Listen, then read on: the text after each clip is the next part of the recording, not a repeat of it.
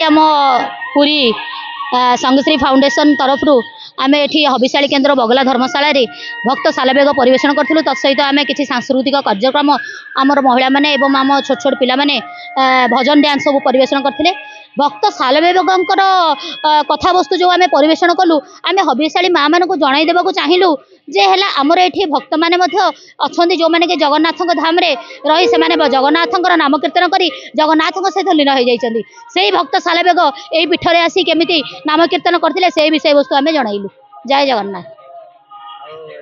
आम मान तो बहुत खुशी लगे जिते माँ मैंने ताली बजेदेले कि माँ मैंने जो हुड़हुड़ी बजे दौरान आमको बहुत खुशी लगुच जहा हो आमको बहुत खुशी लगुच। मोर साथी कलाकार ये अच्छा ये जो कृष्ण होती राधा होती से खूब सुंदर आज नाटक परिवेशन कर समस्त को शुभेच्छा दूसरी और धन्यवाद दूसरी मो सबू सभ्या मान आज दिन में माँ मान समस्त को मेसेज दूसरी आमर पुरी हूँ गोटे श्रीक्षेत्र हूँ गोटे संस्कृतिर सहर कलार सहर एवं ये भक्त मैंने आसी भक्त मैंने ये आसी जगन्नाथ नाम कीर्तन कर लीन हो जाती जगन्नाथ सागर तेणु माँ मान मोर ये गोटे चिंताधारा मुझे कहूँ आम जगन्नाथ पाखे निजक परिवेशन करवा एवं जगन्नाथ नाम कीर्तन द्वारा जगन्नाथ प्रचार प्रसार करवा। आगे आज गोष्ठाष्टमी माँ मैंने आज गाई मान सब गोमाता मान सब किए घास देती तो किए कौन किणिक सब माँ मान गाई मान सब देती गोमाता को आम देचु आली अला नवमी सब माँ मान मोर शुभेच्छा राधापाद दर्शन पाई से खुशी जा खुशी आसतु। संघर्ष फाउंडेशन सदाबेल कला संस्कृति श्री जगन्नाथ प्रचार प्रसार करे आज से प्रचार प्रसार करिछि हबिशाली शिविर रे जहाँ हुए सुजोग पाई नृत्य माध्यम रे जगन्नाथंकर भजन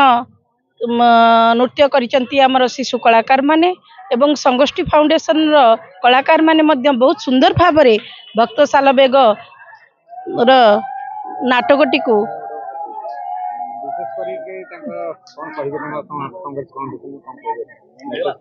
संघर्ष फाउंडेशन सबु बेले लोकों सहित अच्छी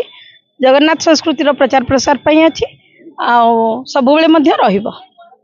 मो जादूगर विधुभूषण नायक घर पुरी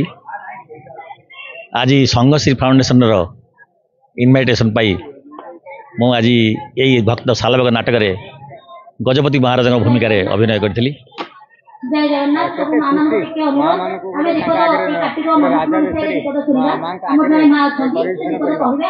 बहुत खुशी लगे आज दिन में यही बार्ता देवी ये माँ मैंने श्रृंखलार सहित एवं से ही जगन्नाथ पाखे आम ओडियार जी आराध्य देवता तांकर पाखे मनोनिवेश कर आज गोष्ठाष्टमी तेणु गोमातार पूजा निहाती आज करवा दरकार तेणु से गोमातार पाखे 33 कोटी देवता रही आशीर्वाद पाइले समस्ते सब किसी पाई जाई पारिबे।